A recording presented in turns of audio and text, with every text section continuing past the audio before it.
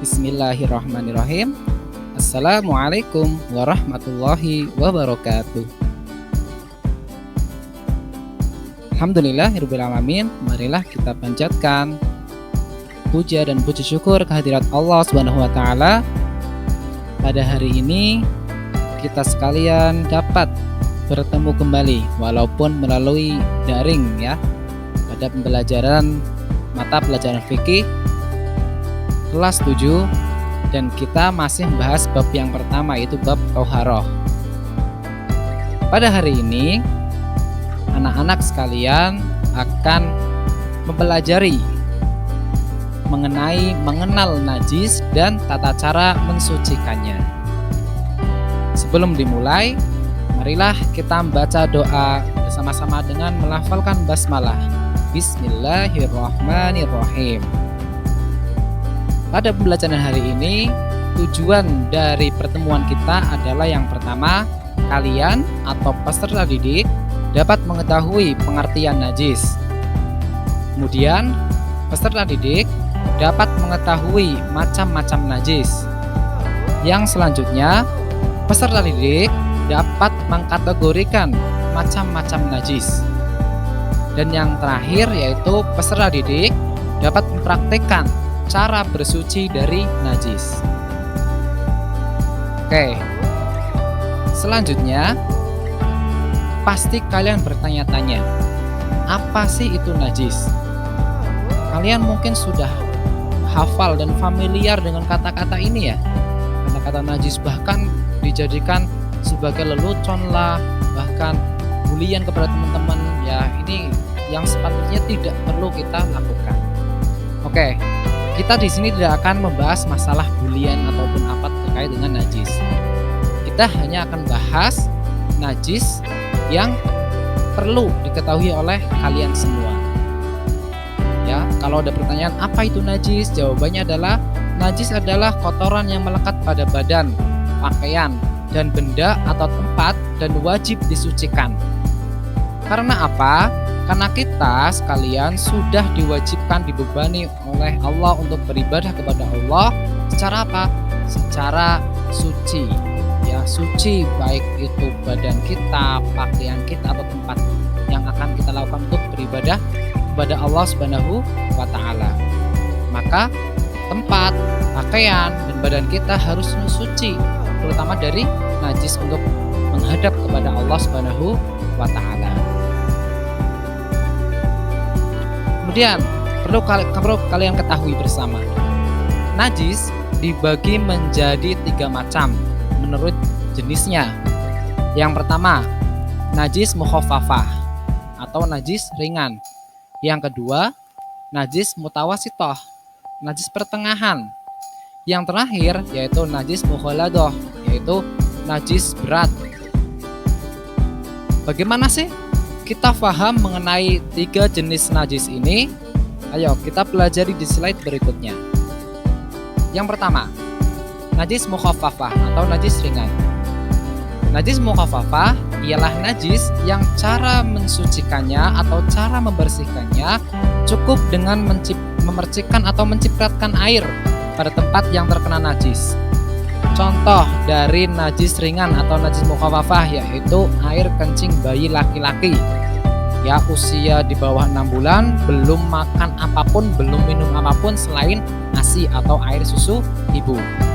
Apabila badan ataupun tangan kita terkena najis ini, najis ringan ini, air kencing bayi laki-laki ini yang masih berusia di bawah 6 bulan, maka cara mencucikannya cukup mudah.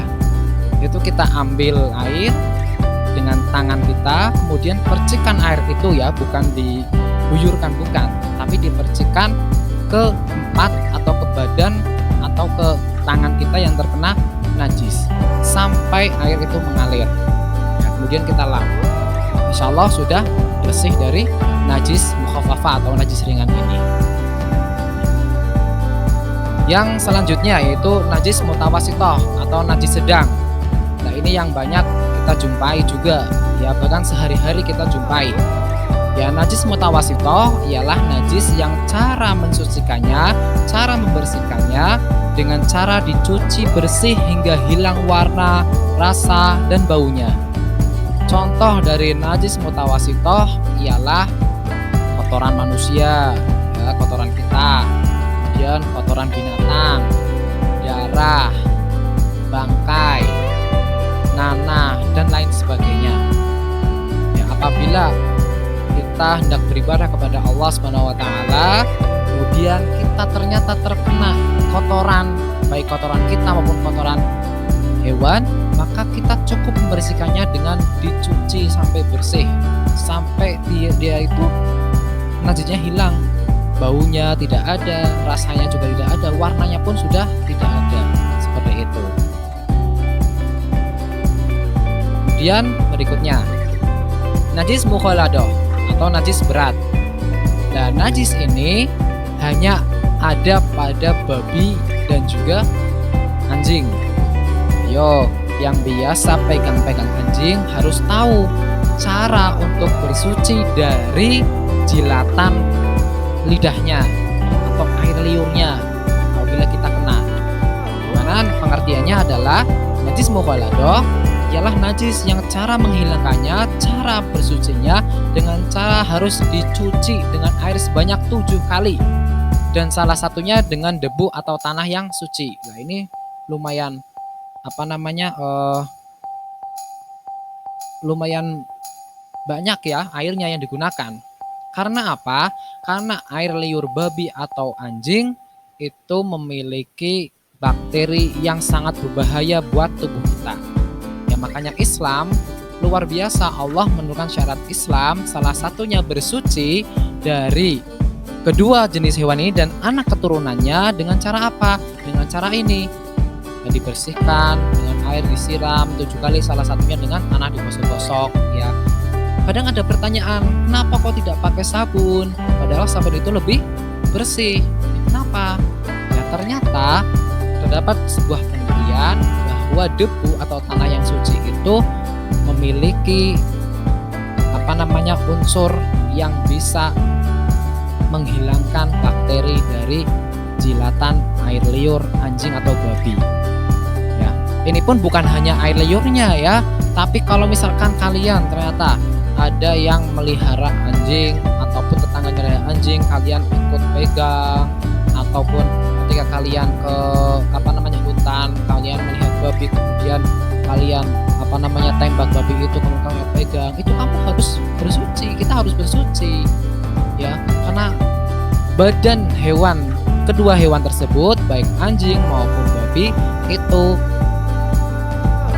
sama saja, yaitu mempunyai najis mughalladzah, yaitu najis berat dan harus dicuci, harus bersihkan sebelum kita beribadah, bahkan aktivitas lainnya itu. Nah, ini luar biasa. Jadi kita harus paham ya adik-adik sekalian, anak-anakku sekalian, ketiga jenisnya najis ini.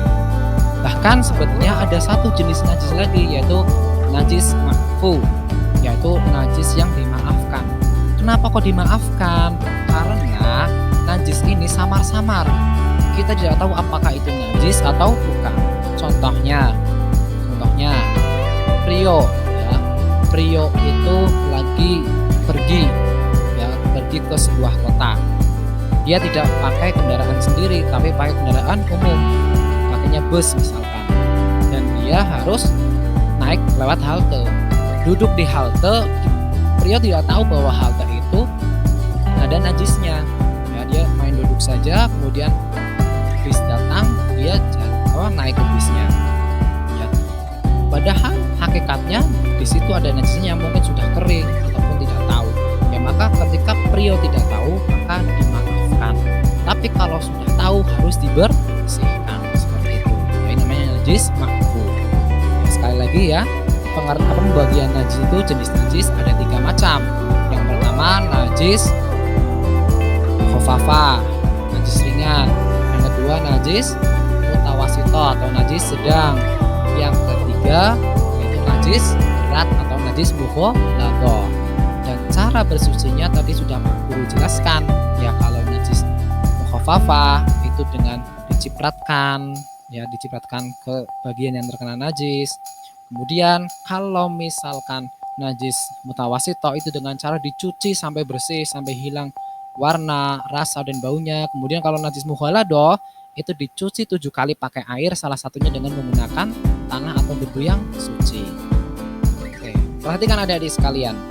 Ya, ada studi kasus ya. Silakan ya. Kalian kita main teka-teki bersama ya. Ini ada studi kasus. Adi adalah salah satu peserta didik SMP Muhammadiyah yang saat ia hendak melaksanakan sholat berjamaah di masjid, tanpa sengaja ia menginjak kotoran ayam yang ada di teras rumahnya. Pertanyaan Pak Guru buat kalian, apa yang harus dilakukan oleh Adi? Yo, yang harus dilakukan oleh Adi apa? Yaitu dengan cara dicuci ya, cuci kakinya sampai bersih, sampai tidak ada kotorannya ya. Kenapa? Kotoran ayam termasuk najis mutawasito, kategori najis mutawasito. Kemudian setelah itu melanjutkan untuk pergi ke masjid, atau dia ragu-ragu ya bisa berwudu lagi seperti itu. Oke, terakhir setelah penjelasan dari Pak Guru, silakan ini dari tugas buat kalian dikerjakan ya. Ada 5 soal. Silakan kalian bisa klik saja itu ya, klik di sini, atau yang di HP-nya punya aplikasi QR code ya, bisa kalian scan saja QR code itu. Nanti screenshot dulu boleh, atau langsung diklik saja juga boleh di situ ya. Klik pakai tangan kalian di HP kalian semuanya. Ya, silakan dikerjakan. Ya, waktu mengerjakan bebas, nanti Pak Guru akan melihat hasilnya lewat HP dari